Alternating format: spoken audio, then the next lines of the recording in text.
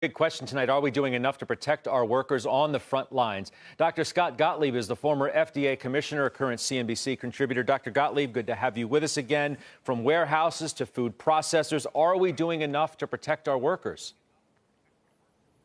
Well, I think the answer is no. I think what we need to recognize is not everyone's at equal risk of contracting COVID. And we now see that certain disadvantaged communities are at higher risk.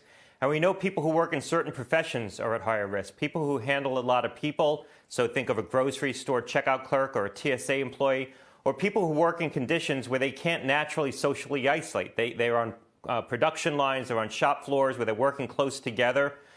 We need to make sure that we're getting testing into those places. We need to make sure we're getting proper protective equipment into those places.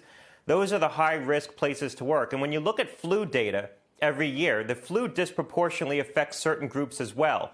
In fact, the same groups that we see disproportionately being affected by COVID are also disproportionately affected by the flu. Now, we don't think about it because a lot of people get the flu each year, and we don't realize that it disproportionately hits certain groups harder. But that's the case, and that's going to be the case with COVID as well. Keep hearing these stories from food processors, et cetera. Are we ever going to have enough PPE to protect all of those who need it? I think we will. We're bringing on a lot of supply right now, and I think the demand inside the hospitals will hopefully start to decline. There's a lot of hospitals that are well equipped right now. Not every city was hit as hard as New York, so some cities are depleted, but a lot of hospitals have been able to stock up and have good supplies. And as more supply comes into the market, and there is a lot more supply coming into the market, a lot of that should go towards frontline employees who are in high-risk professions, who work in professions where they come into contact with a lot of people, or work in situations like warehouses where they can't socially isolate. And we also need to think about public health precautions in those settings, how we're going to protect workers better from respiratory diseases more generally, and put in place better procedures. We need to take a very wholesale look at that. We haven't thought about it in the age of flu. We sort of are oddly complacent about flu. But now that we have a more fearsome respiratory pathogen to contend with, we need to start thinking about these things more carefully. Let's discuss where we are tonight. Tom Frieden, former CDC chief, said today that things are about to get a lot worse. That was during testimony on Capitol Hill. I'm going to read you a quote. Let's get your reaction on the other side of it. As bad as this has been so far, this is just the beginning, he said. In my 30 years in global public health, I've never seen something like this. It's scary. It's unprecedented. Until we have an effective vaccine and unless something very unexpected happens, our viral enemy will be with us for many months or years. What is your reaction to that? Well, we've known this is a once-in-a-generation pathogen. This is a very unique pathogen in terms of its virulence, how dangerous it is, and also how contagious it is. It spreads very easily. I think the outlook for where this is going to go, we just don't know.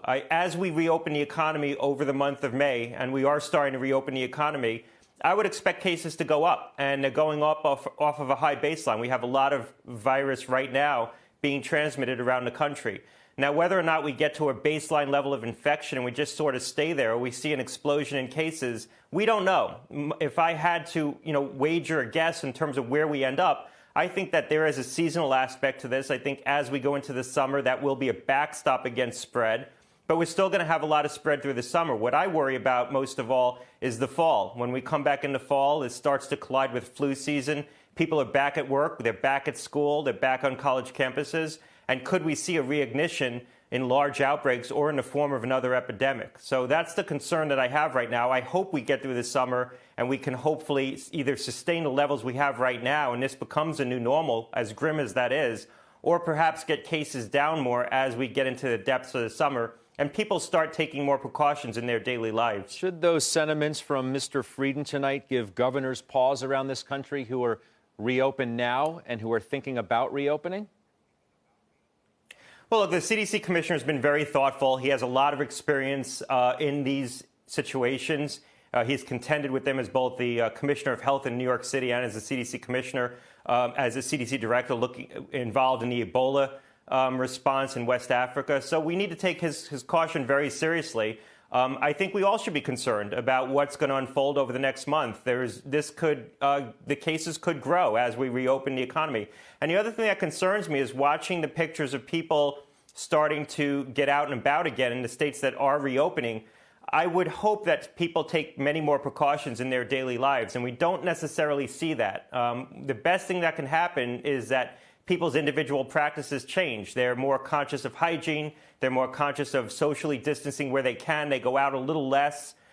If everyone takes more precautions in their daily life, that will have a big effect when you aggregate that over a large population. And so if we don't see that change in behavior, that would be concerning. Speaking of governors, Governor Cuomo today of New York said 66% of new cases in New York are people who are at home, not going to work, not necessarily riding subways. Of course, you can't say if they're going to the grocery store or where else they may be going. What should we make of that? Well, look, when you look at the data in China in terms of where the clusters of infection happen, they happen predominantly in two places. If you look at some of the data, in the home, so someone brought the infection into a home and then spread it within the home, or on mass transit. Those are the top places where you had clusters of infection occur when you look at the data out of China. So, what's probably happening is someone's getting infected in a home and spreading it within the home place, within a home. And that hits harder people who can't naturally social distance at home or can't self-isolate in home. So that ends up being people in more crowded living conditions. And that's why a virus like this and any infectious disease, but particularly this one, I think is going to hit harder people who are naturally disadvantaged in certain ways in that they don't have access to good health care. They're in crowded housing conditions. They work in professions where they can't socially isolate or socially distance. They have to go to work. They have to come in contact with a lot of people. And so we need to start thinking about how we get resources into those settings if we're going to reopen the economy successfully.